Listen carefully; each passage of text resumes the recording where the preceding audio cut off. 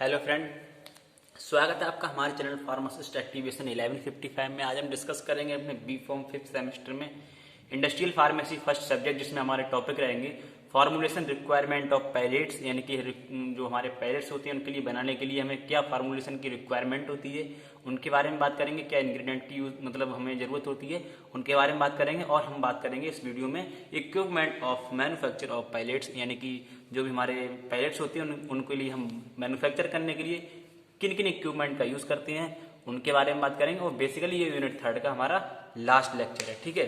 तो इसके लिए हम बहुत ही आसान तरीके से समझाने की कोशिश करेंगे। हमारा नाम है शीलेंद्र सिंह। आप लोगों से हमारी रिक्वेस्ट है, प्लीज़ आप हमारे चैनल को सब्सक्राइब करें, अपने दोस्तों के साथ शेयर करें, वीडियो पसंद आए तो प्लीज़ लाइक करें। तो चलिए वीडियो को स्टार्ट करते हैं। फार्मुलेशन रिक्वायरमेंट ऑफ पैलेट्स, यानी कि जो हमारे पैलेट्स हैं उनके लिए बनाने के लिए क्या इंग्रेडिएंट, क्या फार्मुलेशन की रिक्वायरमेंट होती है। तो एज द पैलेट्स जो हमारे हैं उनके लिए are intended to be administer orally, इनके लिए जो है इंटेंडेड किया जाता है एडमिनिस्टर, यानी कि ओरली लिया जाता है।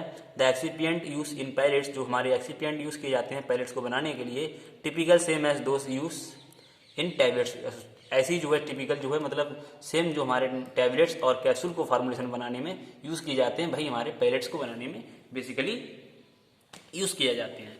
तो हमारे फर्स्ट स्टेज में एक्सिपिएंट आएगा, डिसइंटीग्रेंट आएगा एंड सरफेक्टेंट आएगा, पीएच एडजस्टर आएगा, यानी कि पीएच के लिए एडजस्ट करने के लिए भी हम कुछ इंग्रेडिएंट यूज़ करते हैं। और डिसइंटीग्रेंट यानी कि जो हमारी टैबलेट्स है वो स्टमक में जाकर किस तरह से डिसइंटीग्रेट होगी उसके लिए हम डिसइंटीग्रेट यूज़ करते हैं।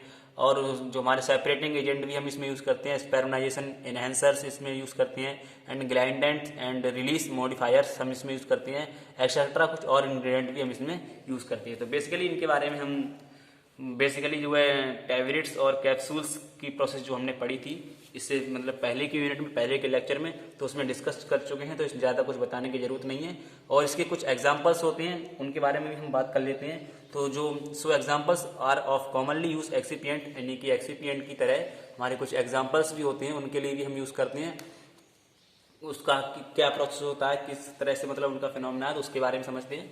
तो सबसे पहले हमारा जो फिलर यानी कि हम इसमें जो भी हम फिल करते हैं तो उसमें हम क्या क्या यूज़ करते हैं फिल करने के लिए, जो कि हमारा कोई भी मतलब ड्रग पार्टिकल है वो उसमें कैप्सूल्स में या पैलेट्स में फिल रहे, उसके लिए हम एमसीसी यूज़ करते हैं, यानी कि मिथाइल सेलुलोज, स्टार्च यूज़ करते हैं, सुक्रोज, लैक्टोज, मैनिटोल्स इसमें यूज़ करते हैं। बाइंडर करने के लिए हम उसके लिए sucrose, starch, HPC, gelatin MC use करते हैं। एंड लुब्रिकेंट्स हम यूज़ करते हैं, लुब्रिकेंट्स के लिए हम यूज़ करते हैं जो कि जिसके एग्जांपल हमारे ग्लिसरीन, पीईजी, एमजी स्टेरेट्स यानी कि मैग्नीशियम स्टेरेट्स, कैल्शियम स्टेरेट्स। और सेपरेटिंग एजेंट्स यानी कि सेपरेट करने के लिए भी हम उसके कुछ इंग्रेडिएंट के लिए यूज़ करते हैं। तो उसके एग्जांपल्स हमारे जैसे कि क्योलिन हो गया, टैल्क हो गया, सिलिकॉन डाइऑक्साइड हो गया। और डिसइंटीग्रेशन यानी कि डिसइंटीग्रेट करने के लिए भी हम उसमें कुछ एक्सिपिएंट्स यूज़ करते हैं। उसके एग्जांपल हमारे जो है एल्गिनेट्स, क्रॉस कॉर्मिलेस सोडियम्स हो गया, ठीक है। एंड पीएच के लिए एडजस्ट करने के लिए हम उसमें कुछ कुछ इंग्रेडिएंट यूज़ करते हैं, जिससे कि हमारे स्टमक का यानी कि ड्रग का और स्टमक का पीएच जो है मेंटेन रहे।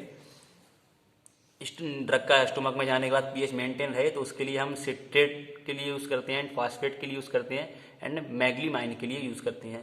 और कुछ उसमें हम सरफेक्टेंट यूज़ करते हैं। सरफेक्टेंट्स मतलब कि जो हमारा जैसे कि इसके एग्जांपल SLS यानी कि और हमारा पॉलीसॉर्बेट हो गया, यानी ठीक है।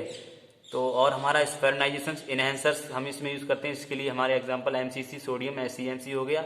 और ग्लाइंडेंट यूज़ करते हैं, जिसमें हमारे टैल्क, स्टार्च, मैग्नीशियम स्टीरेट हो गए।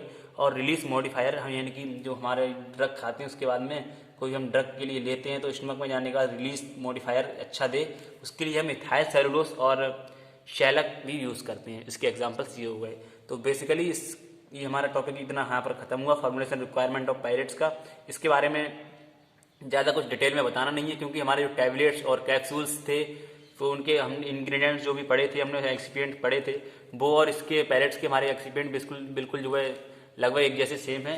तो वो हम पहले डिस्कस कर चुके हैं और हम लोग पहले पढ़ चुके हैं, तो उसके बारे में कुछ ज़्यादा बताने की जरूरत नहीं है। अब हम बात करते हैं equipment for manufacture of pellets, यानी कि जो हमारे इक्विपमेंट्स होते हैं पैलेट्स को बनाने के लिए, तो उनका हम यूज़ करते हैं अपने पैलेट्स को बनाने के लिए किन किन इक्विपमेंट का यूज़ करते हैं उसके बारे में समझते हैं। तो जो हमारे पहले के टाइम में जो यानी कि previously conventional coating point are use for manufacture pellets और ऑन कॉमर्शियल इसके लिए, यानी कि हमारे पहले के टाइम में जो हमारी कोटिंग के लिए मतलब यूज़ किए जाते थे इक्विपमेंट, जैसे कि टैबलेट की कोटिंग या कैप्सूल्स की कोटिंग्स, वो हमारी टैबलेट और मतलब कैप्सूल्स की कोटिंग, क्योंकि जिस प्रोसेस को यूज़ किया जाता था पहले के टाइम में मैन्युफैक्चर ऑफ पैलेट्स ऑन, और उन्हीं से हम जो है अपने पैलेट्स को मैन्युफैक्चर करने के लिए उन्हीं मशीन्स को या उन्हीं मतलब इक्विपमेंट को हम यूज़ करते थे। लेकिन आज के टाइम में क्या है कि जो हमारे इक्विपमेंट हैं वो बीन डेवलप हो गए हैं फॉर मैन्युफैक्चर ऑफ पैलेट्स को, यानी कि पैलेट्स को बनाने के लिए आज के टाइम में हमारे नए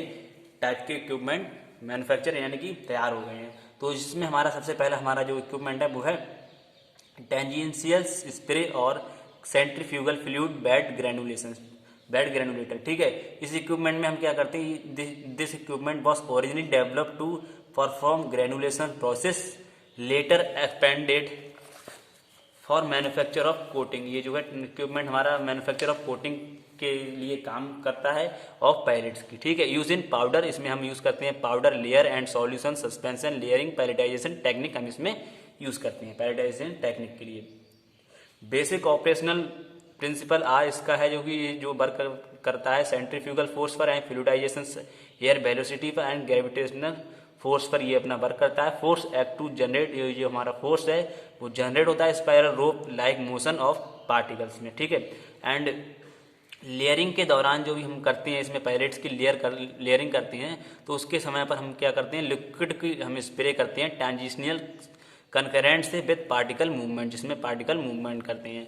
द डिग्री ऑफ मिक्सिंग, और जो हमारी मिक्स करने की जो प्रोसेस है वो डिपेंड करती है फ्लूइडाइज एयर वॉल्यूम पर एंड वेलोसिटी बेड साइज पर एंड डिस्क स्पीड पर, वो जो है अपना डिपेंड करती है। ठीक है, अब हम नेक्स्ट इक्विपमेंट की बात करते हैं, वो है हमारा double belt centrifugal ग्रेनुलेटर्स।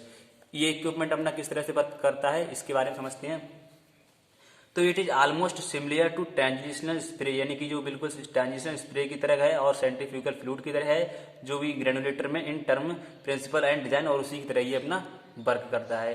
The only difference इस केवल इसमें अंतर इतना है उससे जो कि it is double bale process में जो है वही प्रोसेस डबल बेल, यानी कि नाम से ही लग रहा है कि यानी कि वही प्रोसेस दो तरीके से होती है।